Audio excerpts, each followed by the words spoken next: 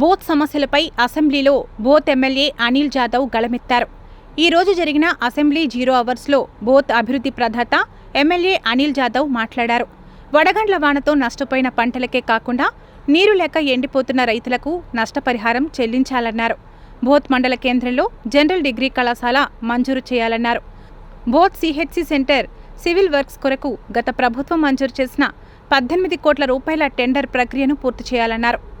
నియోజకవర్గంలోని ప్రధానమైన రోడ్లకు అటవీ అనుమతులు ఇవ్వాలన్నారు.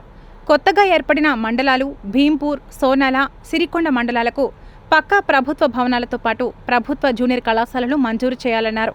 అసెంబ్లీలో శాసనసభాపతి ద్వారా ప్రభుత్వాన్ని కోరారు. టీఆర్ఎస్ ప్రభుత్వంలో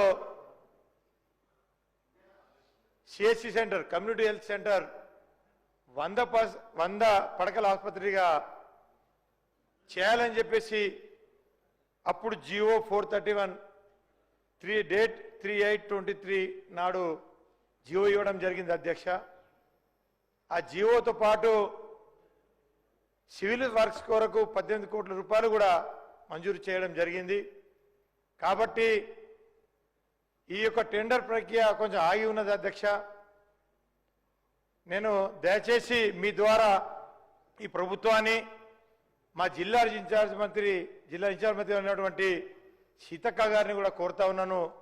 తొందరగా ఈ టెండర్ను ప్రక్రియ ఏదైతే ఉందో టెండర్ ప్రక్రియను పూర్తి చేసి మా నియోజకవర్గ ప్రజల యొక్క సమస్యని, ఆకాంక్షని పూర్తి చేయాలని చెప్పేసి కూడా మీ ద్వారా కోరుతా ఉన్నాను అధ్యక్ష.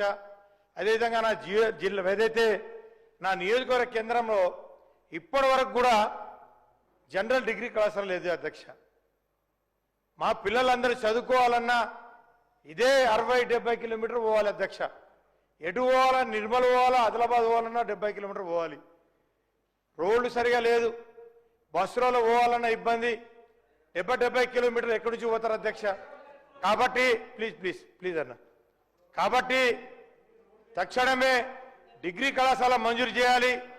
నా యొక్క 3 కొత్త మండలాలు ఏదైతే సిరికొండ కానీ, భీంపూర్ కానీ, అదేవిధంగా సోనాల కానీ 3 కొత్త మండలాలు అయినాయి. కాబట్టి కొత్త మండలాల్లో కొత్త భవనాలు నిర్మాణం చేసి ఇవ్వాలి. కొత్త మండలాల్లో 3 జూనియర్ కళాశాలలు కూడా మంజూరు చేయాలని చెప్పేసి కూడా మీ ద్వారా కోరుతా ఉన్నాను అధ్యక్ష. అదేవిధంగా ముఖ్యంగా అధ్యక్ష, చాలా మంది చెప్తా ఉన్నారు అప్పుడు ఉన్నటువంటి సమస్య ఇప్పుడు ఉన్నటువంటి నిన్న ఖానాపూర్ శాసనసభ్యులు కూడా చెప్పారు అధ్యక్ష. ఏదైతే మా మాలుగులపై అడవి ప్రాంతం మొత్తం అడవి హక్కుల చట్టం కిందనే భూములు ఉంటాయి. గతంలో కూడా 3 ఫేజ్ కరెంట్ ఏదైతే ఇచ్చారో ఆ 3 ఫేజ్ కరెంట్ వైర్లు కూడా ఇప్పుడు తీసేస్తా ఉన్నారు అధ్యక్ష. ఎంత ఘోరమైన పరిస్థితి అంటే ఫారెస్ట్ వాళ్ళని అడుగుతా ఉంటే టైగర్ జోన్ ఉందని ఒకరు, ఫారెస్ట్ జోన్ ఉందని ఇంకొకరు. మరి అధ్యక్ష అనుమతులన్నా ఇవ్వండి, లేకుంటే ఆ టైగర్ జోన్ అన్నా ఎత్తి పడేయండి పక్కకు. ఇటు అనుమతులు ఇయ్యరు, ఫారెస్ట్ అనుమతులు, ఇటేమో రోడ్లు వేయలేరు, బోర్లు వేయలేరు, కరెంటు పెట్టనియరు అధ్యక్ష. చాలా ఘోరమైన పరిస్థితి. కాబట్టి దీని మీద కూడా దృష్టి పెట్టాలి. మరో ఇంకేంటంటే అధ్యక్ష, భూగర్భ జలాలు అడుగుంటిపోయినాయి, పంటలు మొత్తము ఎండిపోతున్నాయి. వ్యవసాయ శాఖ మంత్రి ఏమో నేను వడగండ్ల వాన వాళ్ళకే నష్టపరిహారం ఇస్తామని అంటా ఉన్నారు. కానీ ముఖ్యంగా ఏంటంటే మరి మా పంటలు ఎండిపోతున్న పంటలకు కూడా మీరు నష్టపరిహారము ఇవ్వాలి. ఎందుకంటే నిన్ననే ఒక రైతు ఏదైతే కుమ్మరి లింగన్ అని చెప్పేసి తలమడుగు మండలము సుంకుడి గ్రామము రైతు ఒకరు చనిపోయాడు అధ్యక్ష. చెట్టుకు ఊరితాడు పెట్టుకొని చనిపోయాడు. ఆయన చేసినటువంటి 6 ఎకరాల భూమిలో దళాల దగ్గర తెచ్చుకున్నటువంటి 4 లక్షల రూపాయలు బాకీలైండు. పంటలు ఎండిపోయినాయి కాబట్టి కట్టలేక ఆత్మహత్య చేసుకునే పరిస్థితి. కాబట్టి తక్షణమే నష్టపరిహారం అందించాలి, కరువు ప్రాంతంగా ప్రకటించాలని చెప్పేసి కూడా కోరుకుంటూ సెలవు తీసుకున్నాం అధ్యక్ష. ధన్యవాదాలు.